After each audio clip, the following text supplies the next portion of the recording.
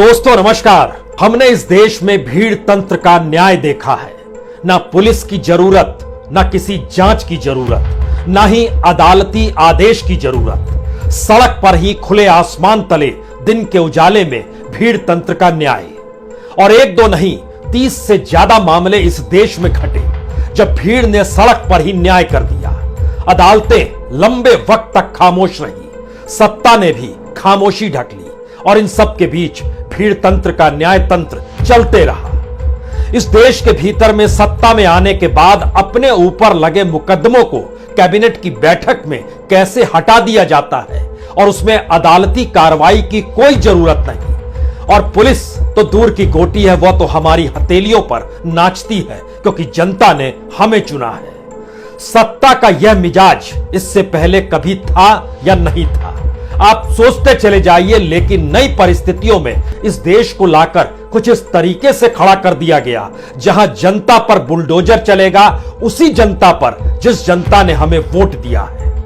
और अगर वोट नहीं भी दिया है तो भी जनता ने हमें चुना है।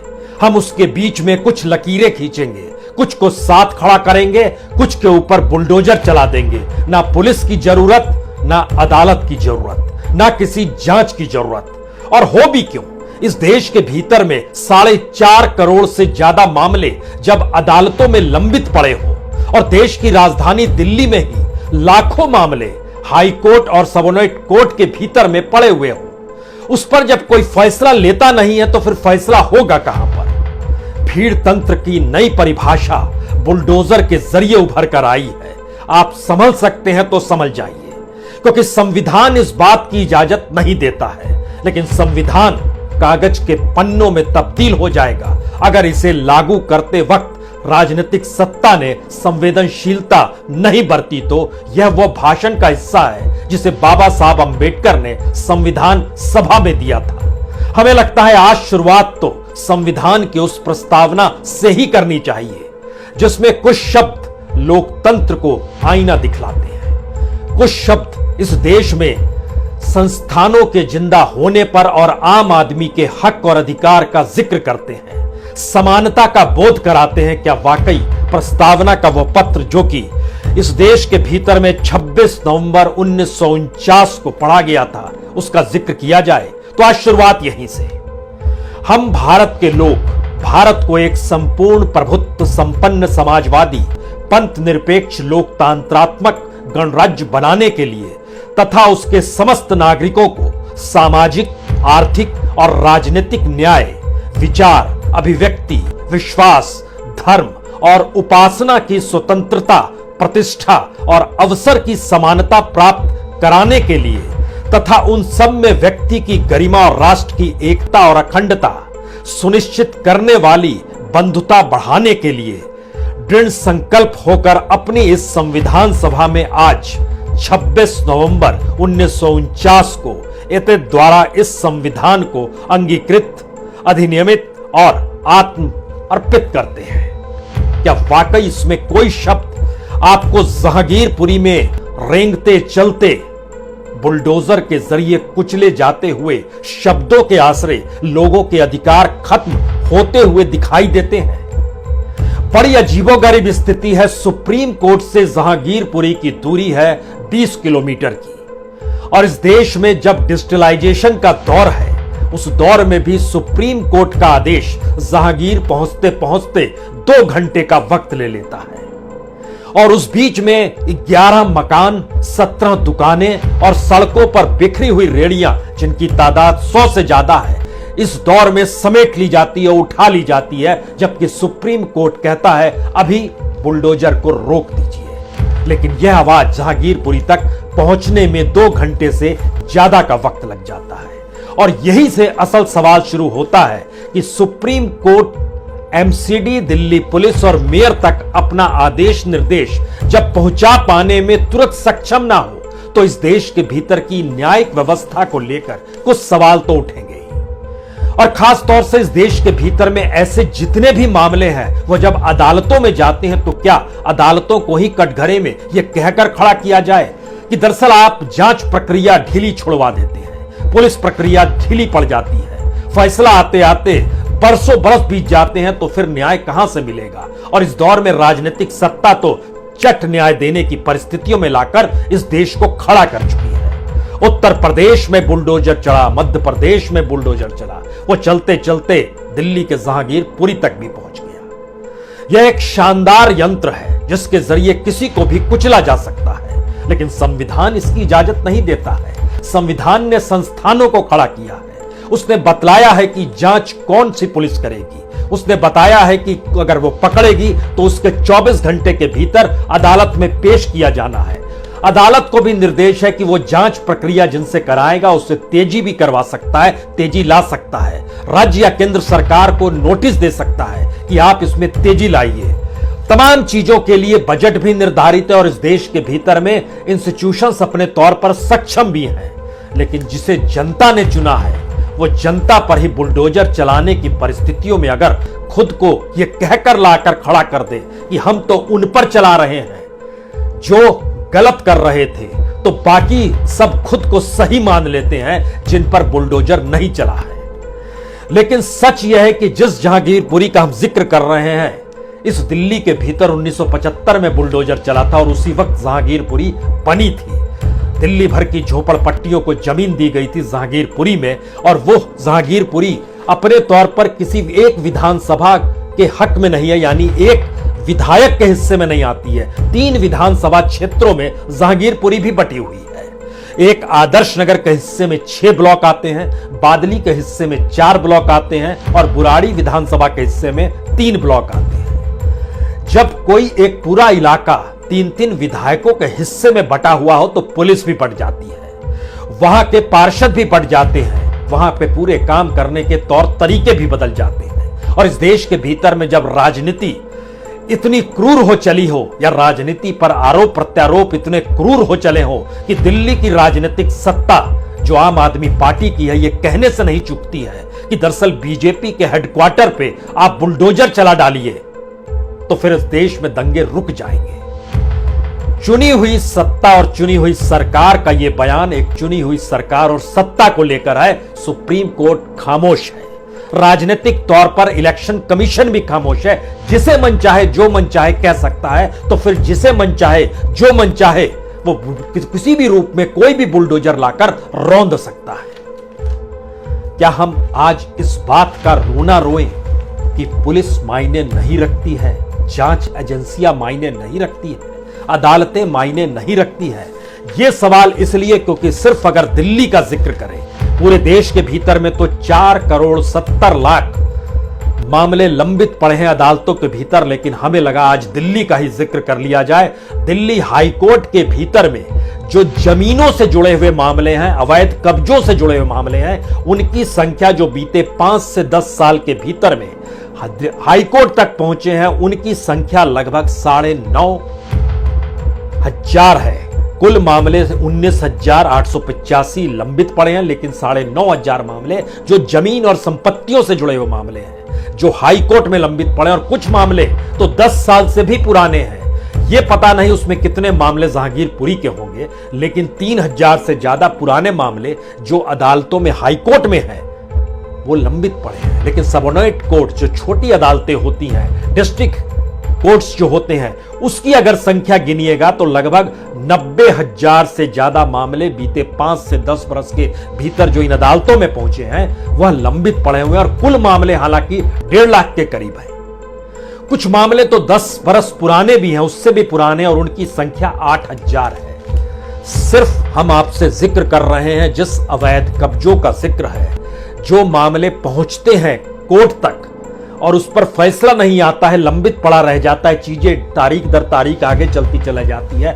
कौन कार्रवाई करेगा, कैसी कार्रवाई करेगा? क्या हमारा सिस्टम जानबूझ के लुंज फुंज बना दिया गया है? लेकिन इन सब के बावजूद भी क्या किसी सत्ता को यह इजाजत दी जा सकती है वो एक आदेश दे और उसके बाद उस पर से खुद पर से केस खत्म हो जाए? वो एक आदेश जारी करे अपने तौर पर और भीड़ अपना न्याय करने दिखाई देने लगे और उस पर कोई कार्रवाई नहीं हो, और फिर होते होते वह बुलडोजर बुला ले और कहे कि इनको खत्म कर डालो, इन्होंने राज्य की संपत्ति को बर्बाद किया है। अगर यह स्थिति है तो 2017 को लेकर ऑस्ट्रेलिया की एक एजेंसी ने भारत के दंगों पर जब रिपोर्ट दी तो बताया कि 2017 में, सिर्फ 2017 में इस देश के भीतर में जितने भी दंगे हुए उस पर वहां के डॉक्यूमेंट्स बतलाते हैं तकरीबन 40 लाख करोड़ से ज्यादा भारत का नुकसान हुआ। और इतनी बड़ी तादाद में अगर नुकसान भारत के भीतर का होता है तो इसकी जिम्मेदारी स्टेट लेगा या नहीं लेगा। और स्टेट अगर यह कहता है कि दंगों की वजह से जो सरकारी संपत्ति आहत की गई उसका नुकसान भरपाई उन्हीं लोगों से की जाएगी, तो इसके लिए एक जांच की प्रक्रिया खत्म कर दी गई। एक गुप्ता जी आए, एक झा जी आए, बताने लगे एक नोटिस तो दे देते, और हमारे पास तो दस्तावेज और कागज है अपनी दुकान और मकान का, फिर क्यों गिरा रहे हैं। सवाल है, लकीर मत खींचिए हिंदू और मुस्लिम में। इस देश के भीतर में कानून का राज होगा तो सब पर कानून लागू होगा, और कानून का राज नहीं होगा तो राजनीतिक सेलेक्टिविटी आ जाएगी कि यह हमारे हक में खड़ा है, यह हमारे विरोध में खड़ा है। इसीलिए कानून का राज क्यों नहीं है, यह सवाल सबसे पहले खड़ा करना पड़ेगा। और जिस कॉन्स्टिट्यूशन की प्रस्तावना का जिक्र हमने किया उसमें बहुत साफ तौर पर जब लिखा है सामाजिक, आर्थिक और राजनीतिक न्याय, विचार, अभिव्यक्ति, विश्वास, धर्म और उपासना की स्वतंत्रता, प्रतिष्ठा और अवसर की समानता प्राप्त करने का जिक्र है, तो फिर सबको बराबर हक क्यों नहीं। और देखिए इन परिस्थिति में उत्तर प्रदेश, मध्य प्रदेश से होते हुए जब दिल्ली तक पहुंच ही गया बुलडोजर, तो उसके बीच में जो सुप्रीम कोर्ट में 3 जज बैठे आज, उसमें chief justice of India N V Ramana साहब भी थे। उन्होंने 2 ही लाइन बोली, यथास्थिति बनाए रखें, मामले को कल किसी उपयुक्त बेंच के समक्ष सुनवाई के लिए लिस्ट किया जाएगा। जबकि कल शाम के वक्त ही, 19 तारीख को शाम नहीं कहिए बल्कि दोपहर के वक्त ही जारी कर दिया गया था कि अब हम कार्रवाई करेंगे। और जो 19 तारीख को एनडीएमसी के जरिए जो आदेश जारी हुआ उसमें बहुत साफ तौर पर लिखा गया, विशेष संयुक्त इंक्रोचमेंट रिमूवल प्रोग्राम जहांगीरपुर। और उसमें जिन डिपार्टमेंट्स को बढ़ाया गया वह डिपार्टमेंट सिर्फ पुलिस नहीं है, वह पुलिस जो कि होम मिनिस्ट्री के तहत आती है, उसके भीतर वह डिपार्टमेंट भी जो है जो कि दिल्ली सरकार यानी आम आदमी सरकार के हिस्से में आती है। क्योंकि जरा लिस्ट देखिए जिन डिपार्टमेंट्स को नोटिस भेजा गया कि कल हम जहांगीरपुरी में 19, 20, 21 3 दिनों का वक्त दिया गया। 19 तारीख को 2 बजे के बाद से कभी भी हम इंक्रोचमेंट ड्राइव चला सकते हैं, और 20 तारीख को सुबह 9:30 बजे से, और 21 यानी कल भी चलेगा। हालांकि सुप्रीम कोर्ट ने इस पर रोक लगा दी और कल सुनवाई करेगी, तब तक ये नहीं चलेगा। लेकिन जरा देखिए जिन डिपार्टमेंट्स को बोला गया था इस विशेष संयुक्त इंक्रोचमेंट रिमूवल प्रोग्राम को लेकर, PWD department, local body, police को थोड़ी देर अलग कर दीजिए, work and maintenance department, health department, sanitation department, veterinary department, enforcement cell of north Delhi municipal corporation, इन सभी को बोला गया जिसके माता दिल्ली सरकार की भी कोई जिम्मेदारी होती है। क्या उन तक ये जानकारी नहीं पहुंची थी? जिन 400 पुलिस पर्सनल की नियुक्ति की गई और कहा गया उसमें लेडी पुलिस रहे मौजूद, आउटर फोर्स रहे, क्योंकि वहां पर कोई लॉ एंड ऑर्डर नहीं बिखरे, इसलिए 400 पुलिसकर्मियों की तैनाती मांगी गई। और जब सुप्रीम कोर्ट ने ऑर्डर दिया तो दिल्ली पुलिस ने कहा कि दरअसल हम तो एमसीडी को सुरक्षा देने ही पहुंचे थे, हमारा काम इंक्रोचमेंट करना रुकवाना नहीं है, यह उनको तय करना है। और उन्होंने तय किया कि हमारे पास जब डॉक्यूमेंट ना पहुंच जाए, जो गवर्नमेंट का डॉक्यूमेंट होगा जिसमें लिखा हुआ होगा कि अब आपको स्टे ऑर्डर मिल गया है, तब तक वो कुछ नहीं कर पाए। अजीबोगरीब परिस्थितियों के भीतर में पूरा सिस्टम चल रहा है, और इस सिस्टम को चलाते हुए राजनीतिक सत्ता ठाके लगाती है कि बुलडोजर यहां नहीं चलेगा तो कहां चलेगा। और अगर सिस्टम का यह हिस्सा है तो ऐसे में जरूरतें ही क्या है इस देश में, अदालतों की या उस जांच एजेंसी की या पूरे पुलिस डिपार्टमेंट की?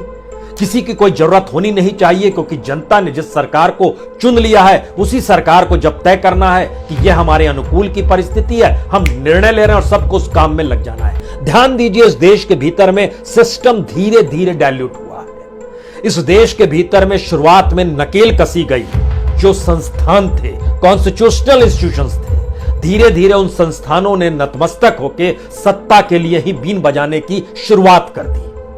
और अब होते होते यह है कि सत्ता ही निर्णय लेगी और बाकी तमाम संस्थान उसे लागू कराने में लग जाएंगे, और उसके हक में दिखाने के लिए फोर्थ स्टेट है ना, चौथा स्तंभ लोकतंत्र का है ना, जिसे मीडिया कहते हैं, उसकी मौजूदगी है ना, तो वह तो गीत गाएगा, बीन बजाएगा, उसके लिए वह तमाशा है, वह शोर शराबा है। हो सकता है उसे कहीं आंसू दिखाई दे जाए, किसी घर के भीतर के रोटियां भी सड़क पर बिखर गई यह भी देख ले, उसे रुदन सुनाई देगी, लेकिन वह उस शोर से घबराता है जो शोर कल उसकी अपनी इमारतों पर भी चल सकता है। यह मीडिया की इमारतें बड़े मुनाफे वाली होती है। बड़ा मुश्किल सवाल है यहां पर कुछ सवालों को खड़ा कर पाना, लेकिन इस देश के भीतर का सवाल वो सिस्टम था, वो कॉन्स्टिट्यूशन के जरिए रूल ऑफ लॉ था, क्या वह खत्म हो गया? क्योंकि यकीनन इस देश ने भीड़ तंत्र के न्याय को करते हुए देखा है। सड़कों पर 30 से ज्यादा मौतों को देखा है, कौन क्या खा रहा है, किसके फ्रिज में क्या रखा है, यहां तक पहुंचकर भी इस देश ने न्याय की प्रक्रिया को सड़क पर भीड़ तंत्र के जरिए होते हुए देखा है। किसे पता था यह स्थिति धीरे धीरे बढ़ती चली जाएगी? और आज क्या किसी को नहीं पता है कि यह स्थिति आने वाले वक्त में और विकट परिस्थितियों को लेकर आने वाली है? क्योंकि राजनीतिक शून्यता है इस देश के भीतर में। पॉलिटिकल पार्टीज राजनीतिक सत्ता पाने के लिए मचल रही है, लेकिन उनके पास कोई विजन नहीं है, या फिर वह अपने ऊपर अपराध का बैग एंड बैगेज कुछ इस तरीके से ढो रहे हैं, वो डरते हैं, घबराते हैं कि कहीं कल उन पर कोई आरोप ना लग जाए, उन्हें जेल ना जाना पड़ जाए। गजब की स्थिति है। यानी जिसकी पास राजनीतिक सत्ता होगी, सारे इंस्टीट्यूशंस उसी के लिहाज से काम करेंगे। लेकिन बहरहाल यह कल जारी किया गया था, जो कि विशेष इंक्रोचमेंट रिमूवल के लिए जो एनडीएमसी के जरिए जारी किया गया था। उसके बाद की स्थिति में दूसरा सबसे मसला यह है कि जिस इलाके में यह पूरी की पूरी घटना हुई है, हुआ क्या था? 8 पुलिसकर्मी घायल हुए, 1 नागरिक घायल हुआ, 2 नाबालिग समेत 22 लोगों को गिरफ्तारी हो गई, 5 पर रासुका लगा दिया गया। आज उनकी कुछ की पुलिस रिमांड और बढ़ा दी गई। कानून अपना काम कैसे करता है, क्या अब इस देश में किसी को बताने की जरूरत है? पुलिस को कैसे काम करना चाहिए, क्या ये दिल्ली पुलिस को बतानी चाहिए जिसका बजट सबसे बड़ा है? दिल्ली और मुंबई पुलिस, इन्हीं दोनों का बजट तो सबसे ज्यादा होता है। आधुनिकतम तकनीक से लैस, आधुनिकतम हथियारों से लैस, आधुनिकतम टेक्नोलॉजी के जरिए न्याय की प्रक्रिया को तेजी की दिशा में, जांच करते हुए ले जाने की दिशा में यही वो दिल्ली और मुंबई है, दिल्ली खास तौर से, जो सक्षम है। फिर चूक कहां हो रही है? ये चूक है या फिर एक नया सिस्टम इस दौर में अपने आप को परिभाषित कर रहा है, जो राजनीतिक सत्ता की हुकूमत से चलता है? और अब इस देश के भीतर में कोई अपनी सत्ता को छोड़ना नहीं चाहता है। और शायद यही वजह है कि एक दंगे की आवाज के बाद की उभरती हुई सीटियां जो है, वह आपके पूरे सिस्टम को धराशायी करने को तैयार हो चली है। क्योंकि जब जहांगीरपुरी की परिस्थितियों के भीतर जाइएगा, तो वहां पर रहने वाले परिवार और जितनी बड़ी तादाद में एमसीडी के पास लिस्ट है, उस लिस्ट में उसके जरिए निकल कर जो आया है, उसने बोला 13 ब्लॉक है। आज हमारी टीम ने पता किया 13 ब्लॉक तो है, और उसके साथ 14 जो गलियों का जिक्र है, हर गली में जो तकरीबन 100 मकानों का जिक्र है। जब हमारी रिसर्च टीम ने पाया तो बोले जी नहीं, 13 ब्लॉक मौजूद है, लेकिन गलियों की तादाद इस दौर में 14 नहीं है, वो लगभग 25 दुगनी हो गई है। इस दौर में जो 100 मकान थे उसको दुगना कर दीजिए, तो एक बड़ी तादाद में वहां पर क्या अवैध तरीके से निर्माण कार्य है। यह पहली आवाज अगर आपको जहांगीरपुरी से सुनाई देती है, तो अदालतों के भीतर जो केसेस पड़े हुए हैं, उन केसेस के भीतर जागिएगा तो इस दिल्ली के भीतर में, देश का मसला तो अलग है, 4 करोड़ 70 लाख मामले लंबित हैं, वहां तक पहुंचे या नहीं पहुंचे आप सोचिए। लेकिन दिल्ली जैसी जगह पर जो कुल मामले वहां पर लंबित हैं, उसमें पूरी दिल्ली के जो मामले 9,500 से ज्यादा हाईकोर्ट में है, और 90,000 से ज्यादा सबोनेट कोर्ट में, जो सिर्फ इस अवैध कब्जे, जमीनों पर कब्जे और इस तरीके से मामले करके जो पहुंचे हुए हैं, जमीन और संपत्ति के मामले अदालतों में पहुंचे हुए हैं, उसके दायरे में तो एक लिहाज से आधी से ज्यादा दिल्ली समा जाएगी, जो इस तरीके से फंसी हुई है अदालतों पचड़ों में, और वहां पर मामले केसेस चल रहे हैं।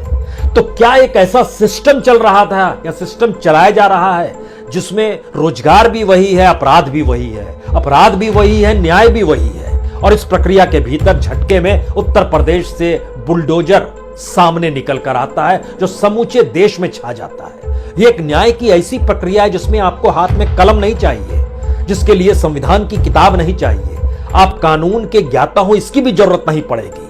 आपने पुलिस के लिए बहुत रेस लगाई होगी, दौड़े होंगे, कुछ प्रशिक्षण प्राप्त किया होगा, कोई जरूरत नहीं है। एक आदेश जनता द्वारा चुनी गई सत्ता के जरिए, और उस आदेश का पालन करती हुई पुलिस उसके बाद सुरक्षा में लग जाएगी, और उसके बाद जो डिपार्टमेंट्स है उनको आना पड़ेगा, क्योंकि जो 12 डिपार्टमेंट्स इस मुहिम में शामिल थे,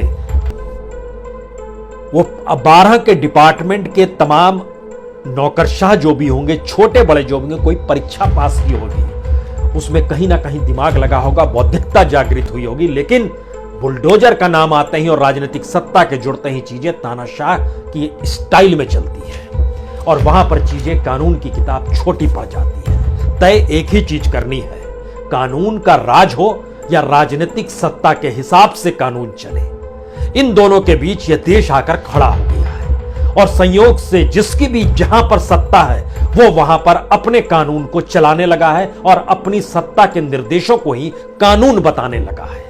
तय करनिया होगा, सुप्रीम कोर्ट को भी कोई निर्देश देना होगा।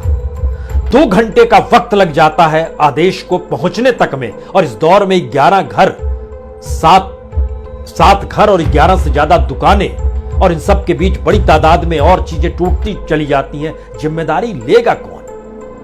जो घरों के बाहर बिखरे हुए सामान जहांगीरपुर में नजर आए, हो सकता है वो आपके लिए कबाड़ हो, लेकिन एक सच जान लीजिए, इस देश के भीतर में तकरीबन 80 लाख लोग ऐसे हैं जो कबाड़ के जिंदगी को ही अपनी जिंदगी से जोड़ चुके हैं। 80 लाख जो डायरेक्ट जुड़े हुए हैं, इनडायरेक्ट वे में जुड़े हुए लोग बड़ी तादाद में होंगे, लेकिन इस देश के भीतर में कबाड़ भी करोड़ों लोगों को रोजगार दे देता है। इस परिस्थिति में यह देश है, इसमें कहां पर राज्य की हुकूमत और राज्य के जरिए जारी निर्देश को कानून मानने की परिस्थितियों में संविधान को याद करते हुए समानता और न्याय के अधिकार का जिक्र किया जाए? मुश्किल सवाल है। इंतजार करते हैं कल सुप्रीम कोर्ट कैसा निर्देश देता है, बुलडोजर के पक्ष में या बुलडोजर के खिलाफ। बहुत बहुत शुक्रिया, बहुत बहुत शुक्रिया।